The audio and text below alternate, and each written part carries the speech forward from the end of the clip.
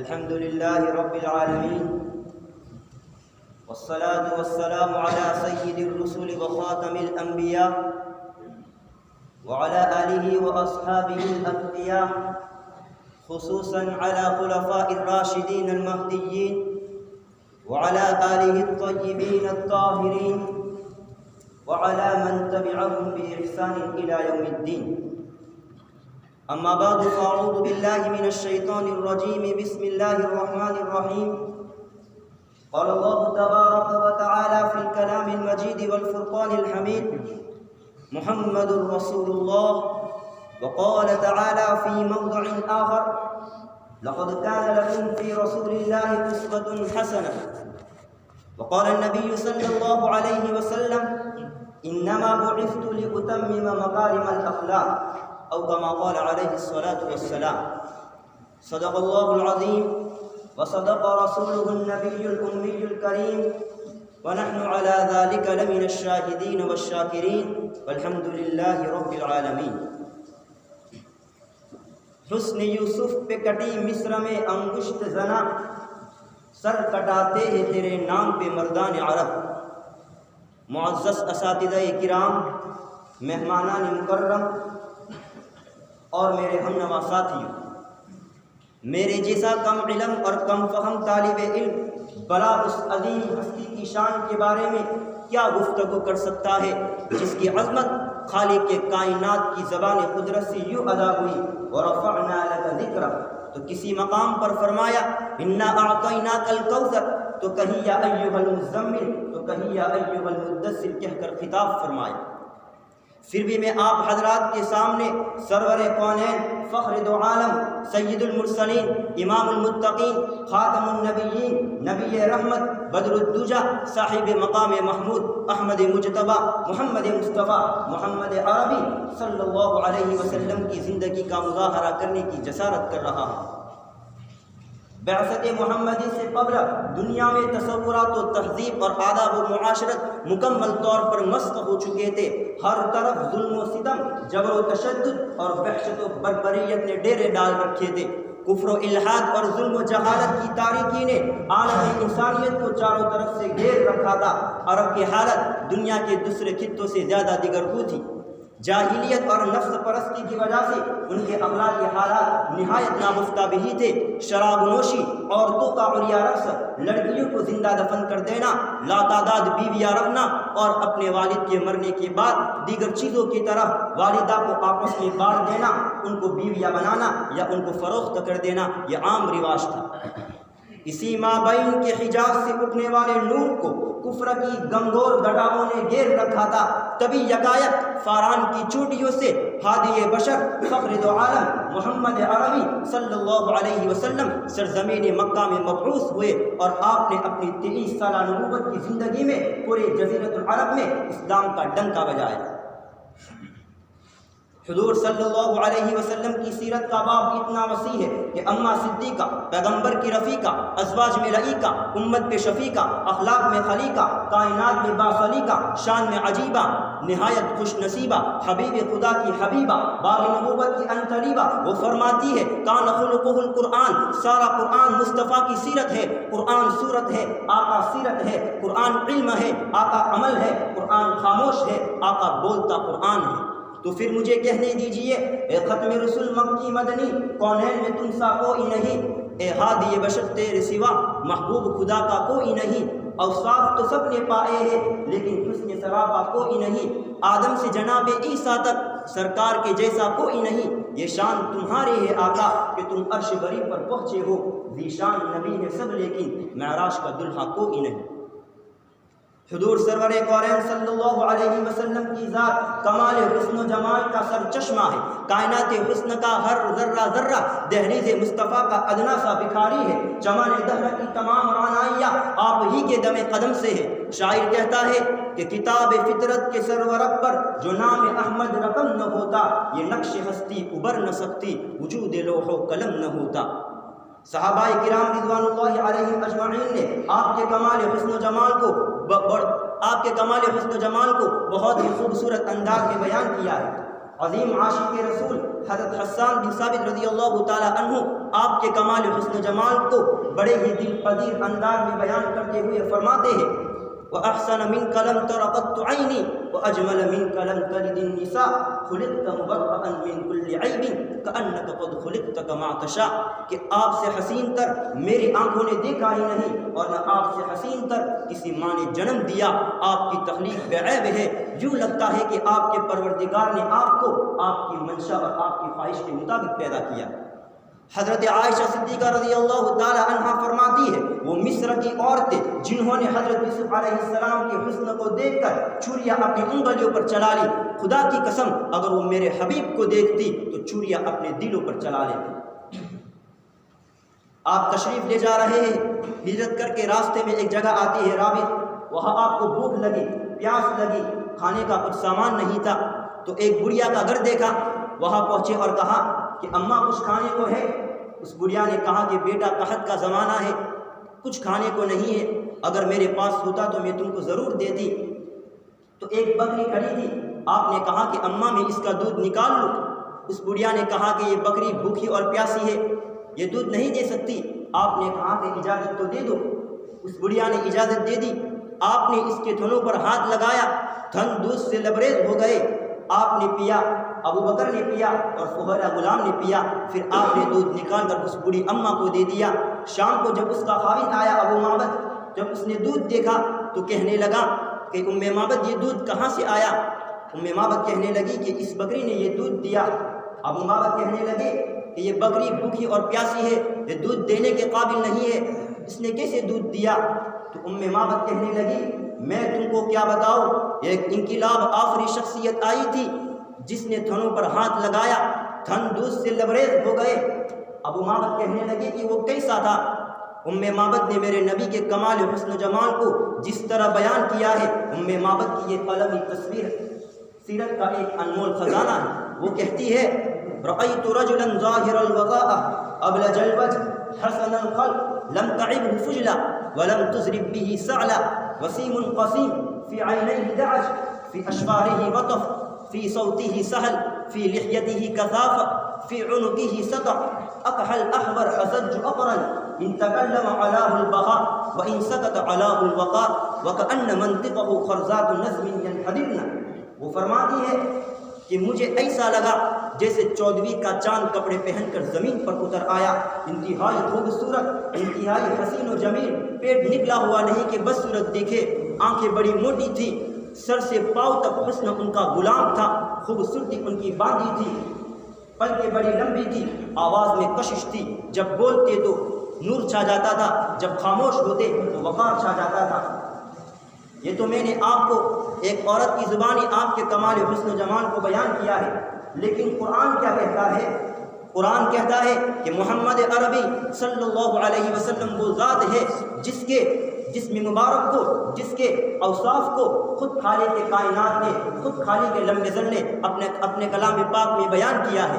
قرآن کہتا ہے محمد عربی صلی اللہ علیہ وسلم وہ ذات ہے جس کے سینے کو قرآن نے بیان کیا, الم نشرح لک صدرک, جس کی پیٹھ کو قرآن نے بیان کیا, ووضعنا عنک وزرک, جس کی نگاہ کو قرآن نے بیان کیا, ما زاغ البصر وما طغى, جس کی نبوت کو قرآن نے بیان کیا, یا ایھا النبی, جس کی رسالت کو قرآن نے بیان کیا, یا ایھا الرسول, جس کی یتیمی کو قرآن نے بیان کیا, الم یجدک یتیما فآوی, جس کے زبان سے نکلے بول کی خود خالق کائنات نے قسم اٹھائی, وقیلہ یا رب ان ہؤلاء قوم لا یؤمنون, جس کے ختم نبوت کو قرآن نے بیان کیا, ما کان محمد ابا احد من رجالکم ولکن رسول اللہ وخاتم النبیین, جس کے معراج کو قرآن نے بیان کیا, سبحان الذی اسری بعبدہ لیلا من المسجد الحرام الی المسجد الاقصى الذی بارکنا حولہ, جس کے اوصاف کو قرآن نے بیان کیا, شاہدا مبشرا ونذیرا وداعیا الی اللہ باذنہ وسراجا منیرا, جس کی رات کو قرآن نے بیان کیا, قم اللیل الا قلیلا,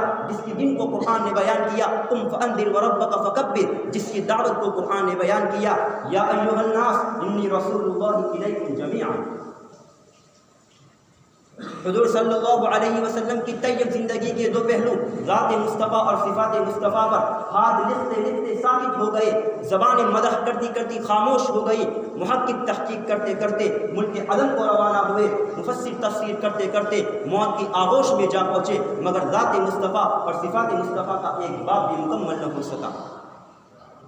حضور صلی اللہ علیہ وسلم کی رحمت کا یہ عالم تھا کہ آپ نے ایک تھپڑ مارے بغیر حضرت عبداللہ ابن عباس جیسے مفسر قرآن تیار فرمائے، جن کی تفسیر قرآن سے دنیا قیامت تک استفادہ کرتی رہے گی، اور بحیثیت جرنیل SSCP سالار پیدا فرمائے، جن کو زمانہ حضرت خالد ابن ولید سیف اللہ المسلول کے نام سے یاد کرتی ہے۔ سچائی کی تربیت کی تو صدیق اکبر بنا دیا، عدل کا درس دیا تو فاروق اعظم بنا دیا، سخاوت کی نگاہ اٹھائی تو عثمان غنی بنا دیا، اور مکتب شجاعت میں علی شیر خدا بنا دیا۔ یہ چند باتیں جو میں نے آپ حضرات کے سامنے بیان کی وہ صفات مصطفیٰ کی ایک ادنا سی شاخ تھی۔ اسی طرح نبوت کا چراغ اپنے آب و تاب کے ساتھ مکہ سے مدینہ، مدینہ سے مشرق و مغرب، شمال و جنوب، شام و عراق، یمن و بحرین کی طرف پھیلتا چلا گیا، بلند ہوتا چلا گیا۔ لیکن میرے بزرگوں، ایک طرف تو نبوت کا یہ چراغ اسی طرح پھیلتا ہوا اپنے منزل کی طرف روا اور دوا تھا، لیکن دوسری طرف مدعیان نبوت نے اپنا سر اٹھانا شروع کیا۔ جیسے ہی نبوت کا یہ چراغ گل ہوا، تبھی مدعیان نبوت اپنی مسموم ہواؤں کو لے کر دنیا کے اسٹیج پر رونما ہوئے۔ مسلمہ کذاب، اسود انسی جیسے بے شمار تاریخ کے ہر دور میں مدعیان نبوت نے اپنے دعوے کیے، لیکن اسی امت قرآن نے، اسی امت محمدیہ نے ان کذابوں اور شیطان کے چیلوں کا منہ توڑ جواب دیا۔ اگر آج بھی نبوت کے جھوٹے دعوے دار شکیل بن حنیف جیسے کھڑے ہوتے ہیں تو اس امت پر ضروری ہے، اس امت محمدیہ پر ضروری ہے کہ ان کا منہ توڑ جواب دے۔ آج پیارے حبیب کی توہین کی جا رہی ہے۔ حضور صلی اللہ علیہ وسلم کی توہین کے لیے حضرت عائشہ کی نکاح کی عمر کو، صدیق کی صدیقہ کی نکاح کی عمر کو، حبیب خدا کی حبیبہ کی نکاح کی عمر کو بہانہ بنا کر بات بنائی جاتی ہے۔ یہ مواد ان کو کہاں سے ملا؟ ان مواد کو دینے والا گستاخ رسول کی صف میں شامل ہے۔ علوم نبویہ کی شگفتہ پھولو، یاد رکھو نکاح عائشہ انتخاب خدا ہے۔ اعتراض ہندوستانی کرے، اعتراض پاکستانی کرے، اعتراض غیر مسلم کرے، اعتراض مسلمان کرے، سب کے سب لعنتی ہیں۔ لیکن اے اللہ تو ہمیں معاف فرما، مسلمان اگر نبی سے محبت میں سچے ہوتے تو کافر یہ جرم کر سکتا نہیں۔ قصور ہمارا ہے، ہم نے اتباع رسالت کو چھوڑا ہے، ہم نے مصطفیٰ کے دامن سے منہ موڑا ہے۔ دور نہیں جاتا، اپنے چہروں پر ہاتھ پھیر کر بتاؤ کہ کتنوں کا چہرہ محمدی ہے، کتنوں کا لباس محمدی ہے، کتنے انسانوں کی بیویاں محمد عربی کی بیویوں کے نقش قدم پر چلتی ہیں۔ اگر مسلمان نبی سے محبت میں سچے ہوتے تو ذلیل نہ ہوتے، جب ذلیل نہ ہوتے تو کافر مصطفیٰ کی توہین نہ کر سکتے۔ لیکن ان کو پتا ہے کہ اب ان میں صلاح الدین ایوبی کوئی نہیں، ان میں طارق بن زیاد کوئی نہیں، سارے منڈے ہیں، داڑھی اتری ہوئی ہے، سارے عورتوں کے پیچھے چلتے ہیں، سارے عورتوں کے طلبگار ہیں، یہ محمد کو خوش نہیں کرتے، یہ ابو بکر کی نقل نہیں کرتے۔ اب ان کے سب اس طرح کے ہیں جس طرح کے سب عورتیں چاہتی ہے، اب ان کے لباس اس طرح کے ہیں جس طرح کے لباس عورتیں چاہتی ہے۔ اب حضور کی امت کے نوجوان ابو بکر کی نقل نہیں کرتے، عمر کے پیچھے نہیں چلتے۔ امت نے سعد ابن وقاص کی تیر کمان کو بھلا دیا، امت نے امیر حمزہ کی شہادت کو بھلا دیا، امت نے عبداللہ ابن رواحہ کی شہادت کو بھلا دیا۔ امت تو محمد کی ہے، امت پف بناتی ہے، امت نے داڑھی رکھنی چھوڑ دی۔ امت تو محمد کی ہے، امت تو نبی کی ہے، لیکن نقل ہمارے ایکٹروں کی کرتی ہے۔ امت تو محمد کی ہے، امت تو نبی کی ہے، لیکن ان کا لباس ہمارے ایکٹروں کا ہے۔ امت تو محمد کی ہے، لیکن ان کے شادیوں پہ رواج ہمارا ہے۔ امت تو محمد کی ہے، لیکن ان کے گھروں میں رواج ہمارے طور طریقوں پر ہے۔ ہائے افسوس، امت نے قرآن کو چھوڑ دیا، اب وہ یوٹیوب پہ ہمیں دیکھتے ہیں، اب وہ فیس بک پہ ہمیں دیکھتے ہیں، پھر کرو جو کرنا ہے۔ لیکن میں کہنا چاہتا ہوں ان گستاخان رسول سے کہ تم کس کی گستاخی کر رہے ہو؟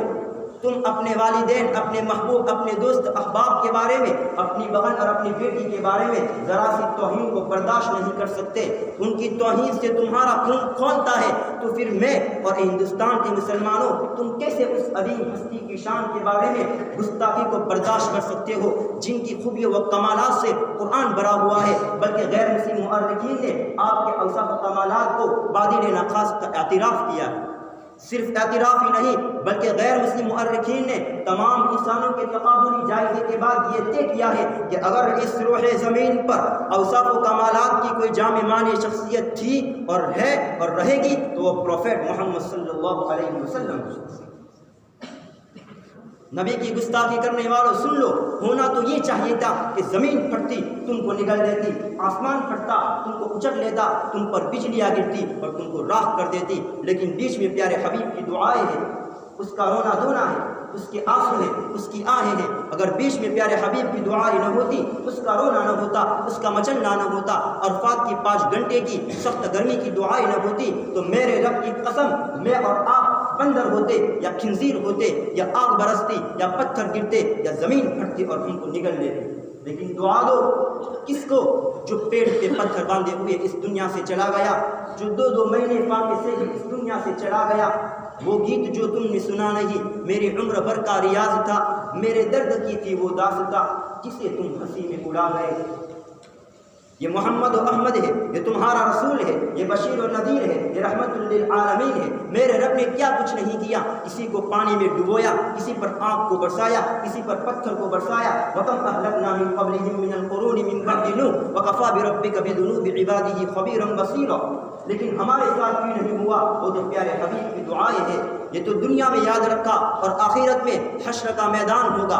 وَبُرِّزَتِ الْجَحِيمُ لِلْغَاوِينَ، جہنم کو لایا جائے گا، تمام مرد اور عورت ایک حالت میں مبتلا ہوں گے، یا رب نفسی نفسی۔ انبیاء کا بھی یہ حال ہوگا، ابراہیم خلیل اللہ کہیں گے یا اللہ میری جان، یا رب نفسی نفسی۔ عیسیٰ روح اللہ کہیں گے یا اللہ میں تجھ سے اپنی والدہ مریم کا سوال نہیں کرتا، یا رب نفسی نفسی، یا اللہ میری جان۔ موسیٰ کلیم اللہ کہیں گے میں تجھ سے اپنے بھائی ہارون کا سوال نہیں کرتا، یا رب نفسی نفسی۔ لیکن اسی ہنگامے میں جب کہ ہر مرد اور عورت کا یہ حال ہوگا تو وہ یا رب نفسی نفسی کے عالم میں مبتلا ہوں گے۔ ایک آواز ابھرے گی، ایک دکھ بھری، ایک درد بھری آواز آئے گی، یا رب امتی امتی، کہ اللہ میری امت۔ جب سننے والے دیکھیں گے تو وہ محمد عربی صلی اللہ علیہ وسلم ہوں گے، یا اللہ میری امت۔ کون سی امت؟ جو پوری زندگی زنا کرتی رہی، جو پوری زندگی شراب بیچتی رہی، جو پوری زندگی ظلم و ستم کے پہاڑ توڑتی رہی۔ ہونا تو یہ چاہیے تھا کہ آپ فرماتے دفع ہو جاؤ میری نظروں سے، نہ تم نے میرا خیال کیا نہ میری قربانیوں کا خیال کیا، میرے معصوم بچے نیزوں پہ چڑھ گئے، میں قربان جاؤں اس نبی اکمل پر، اس نبی رحمت پر۔ اگر وہ کہہ لیتے اے اللہ تو ان کو آگ میں ڈال دے، نہ انہوں نے مجھے دیکھا نہ میرے پیٹ پہ پتھر دیکھے۔ میرا نبی مسجد نبوی میں بیٹھا ہوا ہے اور ایک صحابی آتا ہے اور پیٹ سے کپڑا ہٹاتا ہے اور کہتا ہے اے اللہ کے نبی میرے پیٹ پہ پتھر بندھا ہوا ہے اور بھوک کی وجہ سے میں سیدھا نہیں ہو پا رہا۔ یہ 2 جہان کا سردار ہے، یہ مقام محمود کا مالک ہے، عرش و فرش پر جس کے نبوت کے ڈنکے ہیں۔ پیٹ سے کپڑا ہٹاتا ہے اور کہتا ہے دیکھ میرا صحابی تیرے پیٹ پہ ایک پتھر ہے، میرے پیٹ پہ 2 پتھر بندھے ہوئے ہیں۔ اگر وہ کہہ لیتا یا اللہ تو ان کو آگ میں ڈال دے، نہ انہوں نے مجھے دیکھا نہ میری قربانیوں کو دیکھا، نہ میرے پیٹ پہ پتھر دیکھے، نہ طائف میں بکھرا خون دیکھا، نہ اولاد کے سر نیزوں پہ چڑھے ہوئے دیکھے، نہ کربلا کی قربانیوں کو دیکھا، میں قربان جاؤں اس کامل نبی پر۔ اس نے ہمارے لیے کیا کچھ نہیں کیا اور آج اس کی گستاخی کی جا رہی ہے۔ ہم بھی گستاخان رسول کی صف میں شامل ہیں۔ یاد رکھو علوم نبویہ کے شگفتہ پھولو، اللہ کے نبی کی حدیث پڑھائی جا رہی ہے، ہم اس کی بے حرمتی کر رہے ہیں، ہم دوسرے کاموں میں مشغول ہیں۔ نبی نے ہمارے لیے کیا کچھ نہیں کیا۔ طائف کی وادی میں جا رہے ہیں، پتھر پڑ رہے ہیں، پیر لہو لوہان ہے، آپ کے غلام آپ کو لے کر ایک باغ میں پہنچے۔ کس کا باغ؟ سب سے بڑے دشمن عتبہ ابن ربیعہ، جو جنگ بدر میں جس کے ہاتھ میں جھنڈا تھا، جنگ بدر میں جس کے ہاتھ پہ جنگ بدر میں جو قریش مکہ کا چیف تھا، لیکن جب میرے نبی کو اس نے اس حالت میں دیکھا تو اس کا دل بھی موم ہو گیا اور کہنے لگا طائف والوں نے محمد کا کیا حال کر دیا، جس کو دیکھ کر دشمن کو بھی رحم آیا، ہمیں اور تمہیں اس پر رحم نہیں آیا، جس کو دیکھ کر دشمن کی آنکھیں بھی اشکبار ہو گئی، نہیں آئے تو ہماری اور تمہاری آنکھوں میں آنسو نہیں آئے۔ پھر آپ نے اللہ سے دعا کی اللہم اشکو الیک ضعف قوتی وقلت حیلتی وہوانی علی الناس، اے میرے رب میں تجھ سے گلہ نہ کروں، تو نے مجھے کیوں کے حوالے کر دیا، الی عدو من لبسہ امر بعید یتجہم، جنہوں نے میرا یہ حال کر دیا۔ آسمان لرز اٹھا، پہاڑ کے 2 فرشتے آپ کی بارگاہ میں حاضر ہوئے اور عرض کیا کہ اللہ کے نبی آپ حکم فرمائے میں ان بستیوں کو ان 2 پہاڑوں کے بیچ میں دبوچ لوں، اطلق علیہم الاخشبین۔ لیکن پیارے نبی نے کیا جواب دیا؟ پیارے نبی نے پیارا جواب دیا، یہ نہ صحیح تو ان کی اولاد میں کوئی ایمان لانے والا آئے گا۔ میں اپنی بات کو علامہ اقبال کی ایک شعر پر ختم کرتا ہوں کہ کی محمد سے وفا تو ہم تیرے ہیں، کہ کی محمد سے وفا تو ہم تیرے ہیں، یہ جہاز چیز ہے کیا، لوح و قلم تیرے ہے۔ وآخر دعوانا